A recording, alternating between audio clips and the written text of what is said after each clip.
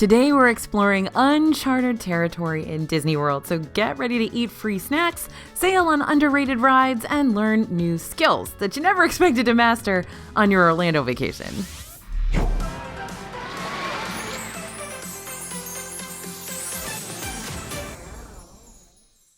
Hey everybody, it's AJ for Disney Food Blog. Hitting up rides, restaurants, and shows around Disney World is exciting, but it's also to be expected. So what we're going to hit you with today are all the unexpected things you can fill your days with on your upcoming vacation, which, who knows, you may find you like even better than those run-of-the-mill experiences. Guess there's only one way to find out. The first one we're going to talk about is singing around that campfire. Now, this is a very, very cool opportunity that most people do not know about. So it's time to wrap up your day in Disney with hearth, marshmallows, and, depending on where you are, a visit from your favorite chipmunk pals. And no, I don't mean Alvin and the Chipmunks. You know that's not what I mean. Over at Disney's Fort Wilderness Resort, you can participate in Chip 'n Dale's Campfire Sing-Along. Here, you're going to be able to roast marshmallows, sing songs, hence the title, and meet the dynamic duo themselves. The experience as a whole is free, though you may have to pay for your s'mores supplies, which you can find for sale over at the Chuck Wagon Snack Bar. And after everyone's done singing their hearts out, an animated Disney film will play on the outdoor projector. Now, even though Chip 'n Dale don't come and join sing-alongs at the other resorts in the evenings, all Disney-owned resorts also have campfires where you can roast marshmallows for free. Plus, all resorts have Movies Under the Stars, which will play full-length Disney films either by the feature pool or out on the lawn close to the resort's lobby. You can always check with a front desk cast member or your hotel room's resort TV channel to learn more about resort activities going on during your visit and when they're scheduled to happen. But that Fort Wilderness one, that is the only place you can be guaranteed to see Disney characters for free. Anyone can go to that campfire, and it costs literally $0. Next thing we bet you've never done in Disney World is learning about your family crest. Now, who would have thunk that Disney World would know so much about your family history? Across from the Tea Caddy in Epcot's UK is the Crown and Crest, a shop that celebrates generations of family names with their coat of arms merchandise. And the coolest part, you can learn about your coat of arms too. Just ask the cast member behind the register for help tracking down your family's name, or locate it in the giant book of names in front of the counter. The cast member can look up your family's name in their database to find your coat of arms. You're more than welcome to purchase your personal crest as a plaque, a picture, or a mug, but even if you don't purchase anything, you can still see what your family crest looks like for free.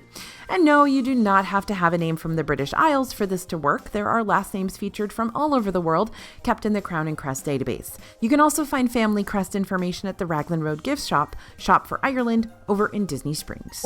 So time to step back in time to an age where suspenders and petticoats and pin-up attire were all the rage. If you're not familiar with the Dapper Days event, this is an unofficial Disney holiday that happens on select days of the year throughout all 4 parks in Disney World and also in Disneyland. During this time, guests are encouraged to dress up in their best vintage clothing, which even if you don't directly participate in it, it's really fun to see in action.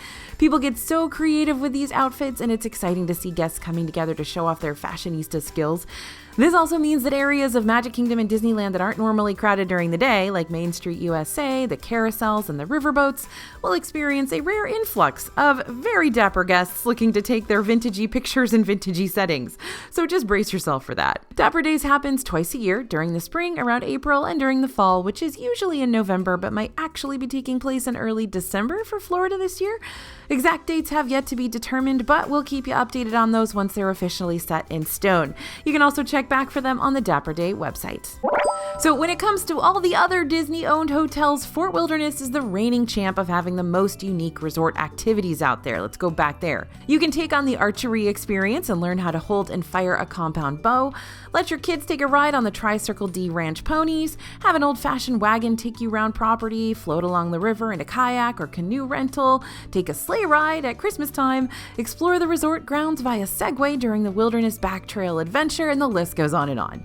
Most of these activities will cost extra, and some, like the Segway Tour, will recommend you book advance reservations. But other activities like the canoes and kayaks, those will hook you up on a first-come, first-served basis, which is why it's important to head to the Bike Barn rental location as early as possible to grab first dibs. On most days, the Bike Barn opens around 9 a.m. The good thing is you don't necessarily have to be staying as a Fort Wilderness guest to participate in any of these outdoorsy experiences. As long as you can get over to the property, you should be allowed to play the day away, depending on availability.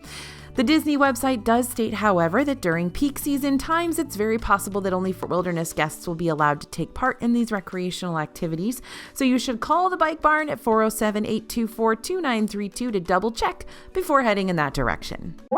So if you have a certain eye for art, then looky here, I've just found an activity for you. Disney's Riviera Resort has a free scavenger hunt that takes you around the hotel to discover its signature art. Just stop by the Disney Vacation Club desk to pick up your scavenger hunt board and stickers.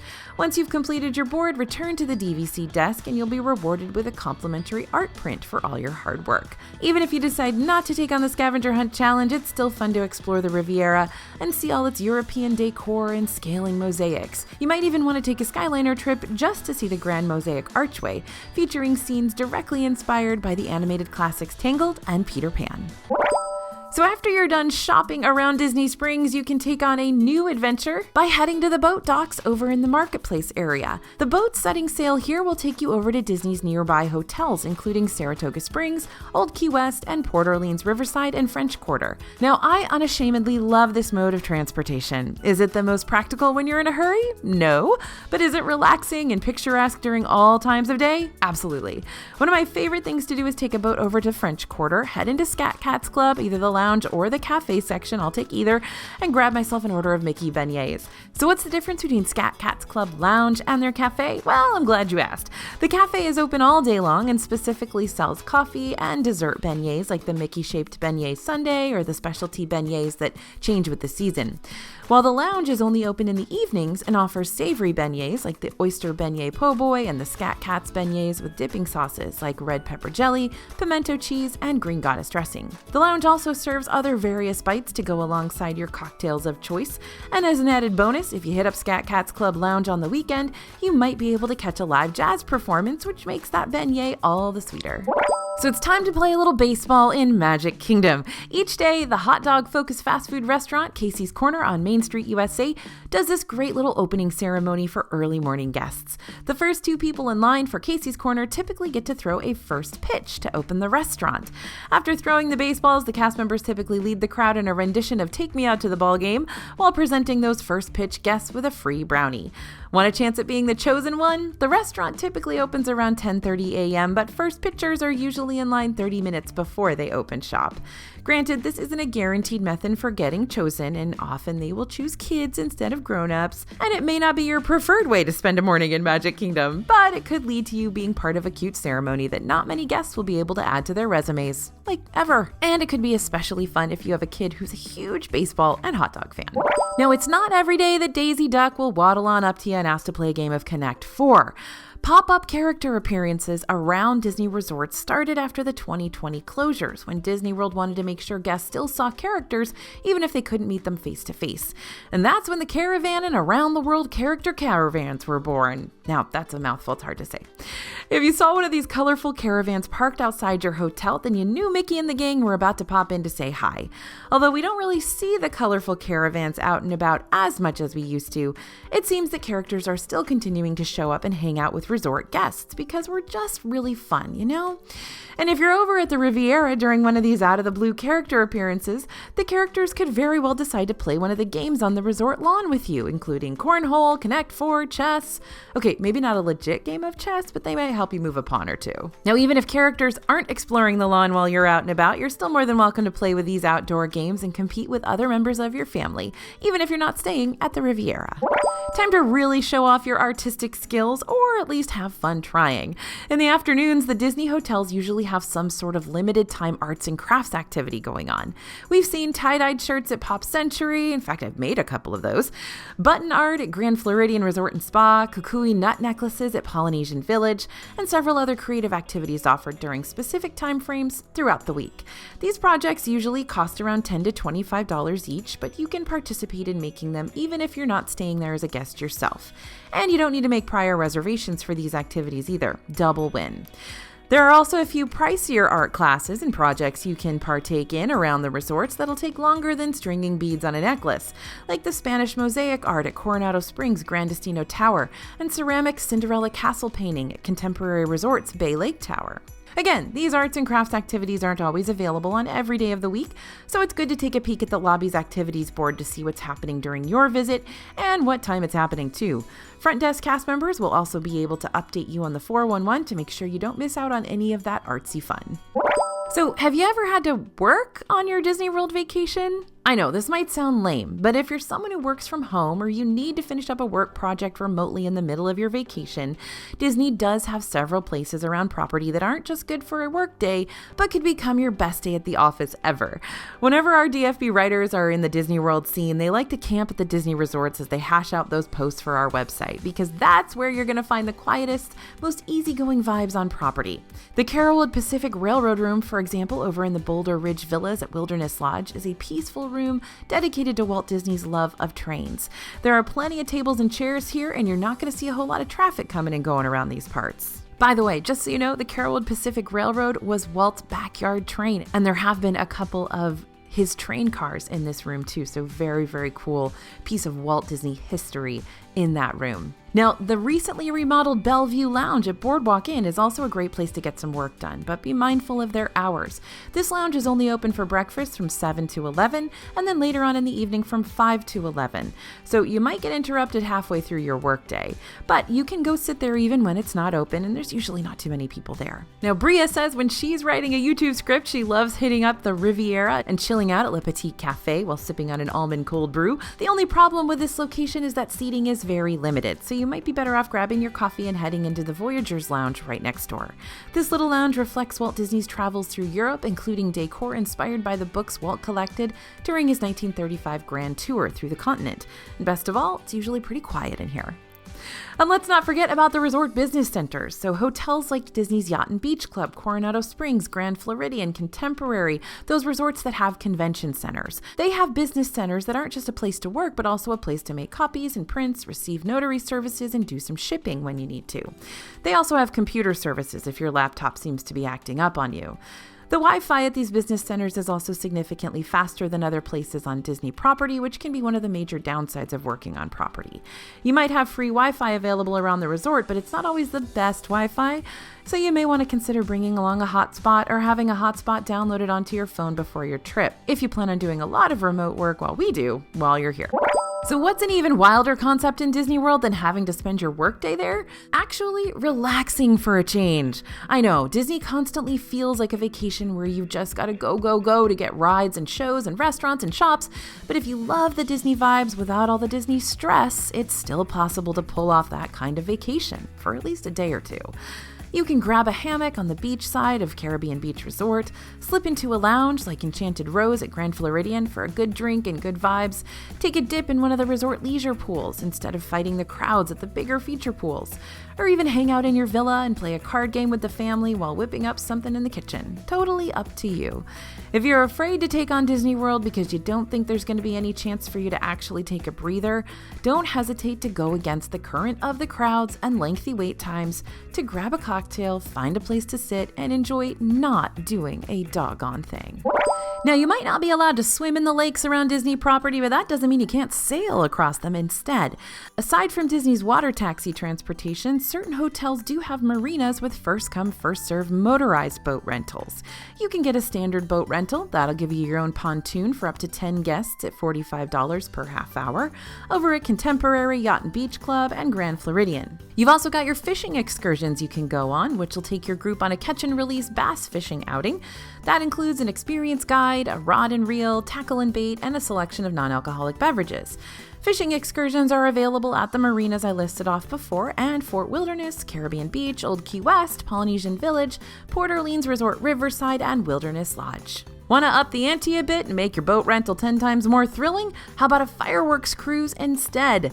Fireworks cruises allow you and up to 10 guests a chance to watch either the Magic Kingdom or Epcot fireworks from a whole new and very cool vantage point. The specialty cruise comes with piped-in music straight from the nighttime spectaculars, and you get your own captain, an assortment of snacks and soft drinks. You can also add on some festive banners and decor while making your reservation if your group is planning on celebrating something big. Fireworks cruises set sail sail from the Contemporary, Polynesian, Grand Floridian, Fort Wilderness, and Wilderness Lodge marinas if you want to see the Magic Kingdom show, and from Yacht and Beach Club if you want to see the Epcot show. Both types of fireworks cruises start at $399. You can book one before your trip at 407-939-7529. You hear that? That's the sound of live music playing down and around the Disney Springs shopping district as you weave your way through shops and restaurants. Some of these live performances will cost you money and some will come absolutely free of charge. But let's track down all the different places you're actually going to find music trickling along these Disney Springs paths. The House of Blues restaurant and bar hosts live concerts and musical performances featuring all sorts of artists, big and upcoming.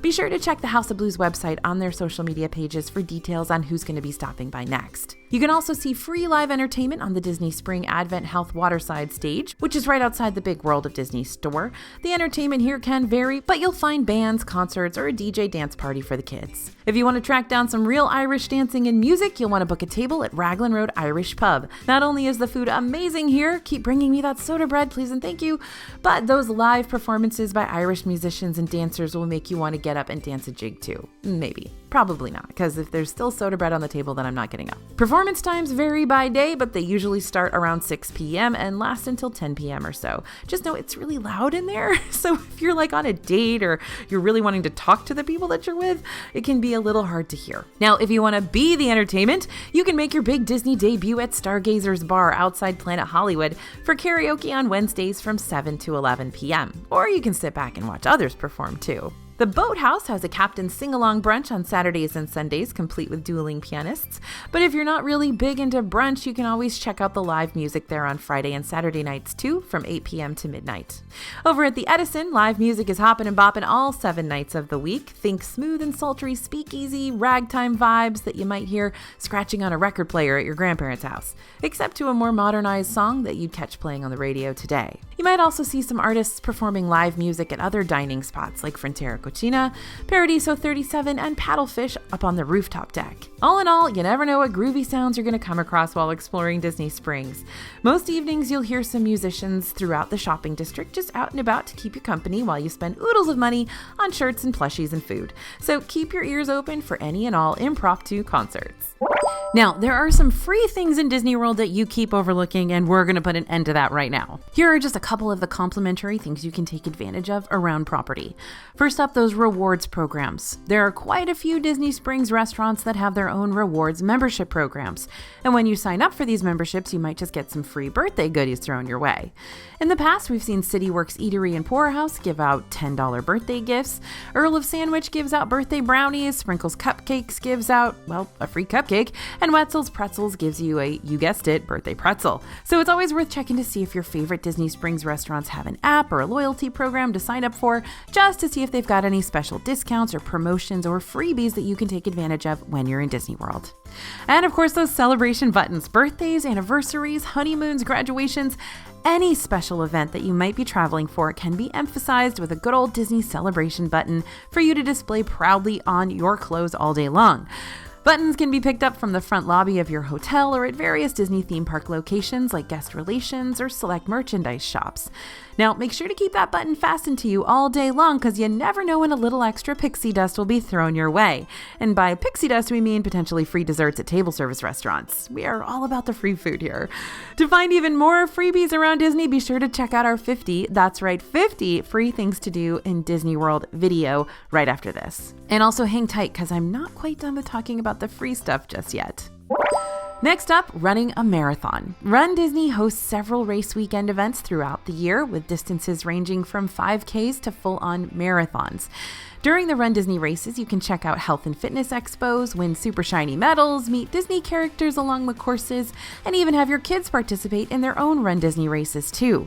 Races usually include the Walt Disney World Marathon Weekend, the Disney Princess Half Marathon Weekend, the Springtime Surprise Weekend, that one's new, and the Wine and Dine Half Marathon Weekend. But in order to participate in one of these events, you do have to register really early. For example, next year reminder, the 2024 Walt Disney World Marathon Weekend will take place from January 3rd to January 7th, but registration for this event opened on April 11th. Yeah, that's a long time out. Keep checking back on our latest news, video updates, DFB website posts, and newsletter emails to stay in the know about when you can start signing up for other Run Disney races for the 2024 season. I'll drop our newsletter link down in the description below in case you're interested. And something else to note, many of us who do Run Disney races don't run all the way. We do a walk-run alternating system. So even if you've never run a marathon before, if you've never run a half marathon, or if you're just working your way up to a 5K, these are still very doable races for a lot of you. Now, this next tip is a really good one that a lot of people don't hear about very often. Want to experience deluxe life without the full-on price commitment?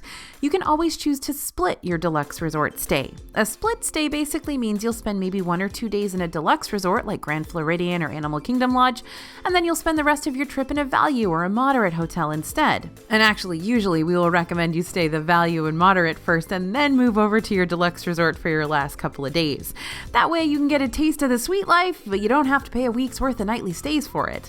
If you decide to go the split stay route, make sure you let the cast members in the lobby of your first resort know about your scheme. That way they can transfer your luggage over to your second Disney World hotel free of charge. Like I said, stay at that value resort first, like Pop Century or All Star Music or Art of Animation. Then you can transfer your stay over to a deluxe resort at the tail end, since downgrading your room at the end of the trip can feel kind of anticlimactic. Now, how about hitting up a water park at night?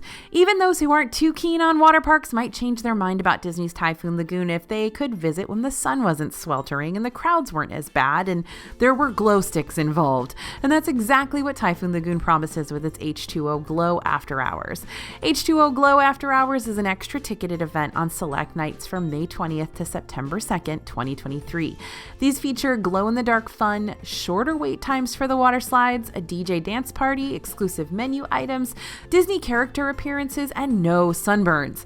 Much like the after-hours events at the main theme parks, like Epcot, Hollywood Studios, and Magic Kingdom, H2O Glow After Hours has ice cream treats, popcorn, and select fountain drinks included with the cost, which you can track down at Cart Station throughout Typhoon Lagoon. H2O Glow begins at 8 p.m. and lasts for 3 hours, wrapping up at 11 p.m., but guests with tickets for this event can enter the park as early as 6 p.m., so take advantage of this and get the most bang out of your buck. Next, let's talk about a few underrated desserts that you may not have experienced yet, but you should. It's not just the experiences in Disney World that can be left undetected, it can be the food too, specifically that sweet stuff. Looking for a dessert that's more under the radar? Here are some Disney World treats you might not have heard of before. At Sunshine Seasons in Epcot, you can pick up the highly overlooked Caramel Turtle Brownie, which is a dense chocolate brownie topped with caramel, really thick caramel, not just like that caramel sauce stuff, chocolate frosting, pecans, and chocolate chips. Now, brownies aren't always our favorite thing to order in Disney because they can be pretty boring and dry, but Sunshine Seasons has never let me down on this particular brownie. Sometimes it's available, sometimes it's not, but it has recently come back, so I hope it's there when you are. And when you go to Hollywood Scoops in Disney's Hollywood Studios, you can find shakes, but not just any shakes, seasonally appropriate shakes. We've seen key lime pie shakes in the summer, candy corn ones in Halloween, candy cane ones during the Christmas season, so many shakes. And the best part, each one comes with a cake donut on top for sugar overload. Okay, how about one more dessert before we move things along? The fried cream cheese wontons at Yak and Yeti in Disney's Animal Kingdom. That's a less traditional dessert, but a dessert regardless, and that's because they aren't the typical wonton appetizers you DoorDash back home. These are made with cream cheese wontons and fresh pineapple on skewers. And to really make it a dessert worth getting, they are also served with vanilla ice cream and a honey vanilla drizzle and strawberries. If you want to learn about more hush snacks and desserts like these, make sure to pick up one or a bundle of our DFB snack guides, now available over at dfbstore.com. These digital guides expose hundreds of our favorite theme park eats and treats, many of which you probably didn't even realize existed. I mean, we still get surprised by all the foods we feature in these guides, and we're the ones compiling them. We have the fun here. To save money on your guidebook purchases, make sure to type in the code YouTube for a discount before you check out. Now, I told you I wasn't done telling you about the free stuff yet. So cast members around Disney's complimentary transportation services, like the monorail, the Skyliner, buses, and boats, might have collectible transportation trading cards for you to pick up. All you gotta do is ask about them. There are 27 cards in total, and each features a different mode of transportation, a character, and detailed stats all about it. Sure, 27 cards is a lot to track down, but hey, at least they're free. And we've got a little bit more artsy fun for you. This is Disney World after all.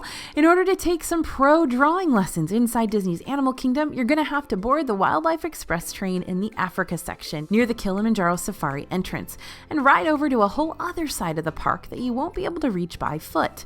Once you arrive at Rafiki's Planet Watch, you can learn how to draw a popular Disney animated character from an experienced artist, thanks to the 25-minute-long animation experience. This happens multiple times throughout the day, but you'll need to double-check its showtime schedule via the My Disney Experience app so you don't miss out, since the last show usually happens around 4:45 p.m., a few hours before the park closes. Also, give yourself plenty of time to get to this activity. The Wildlife Express train takes about 7 minutes to get from the station and over to Rafiki's Planet Watch, and that doesn't include waiting for the train, boarding, departing, and walking over to the conservation station building. So if you decide to, say, attend the 2:30 class, try to get to the train station by 2 p.m. at the latest. So there are so many ways to experience Disney World, but only you know what you truly want to do while you're there. So keep on tuning in to Disney Food Blog here in DFB Guide to learn more about Disney's many offerings, including the mainstream stuff and the hidden gems. That way you can continue discovering your must-dos and building a dream itinerary for your best Disney vacation yet. Thanks for listening, everyone, and thanks for watching. As always, this is AJ for Disney Food Blog, and we'll see you real soon.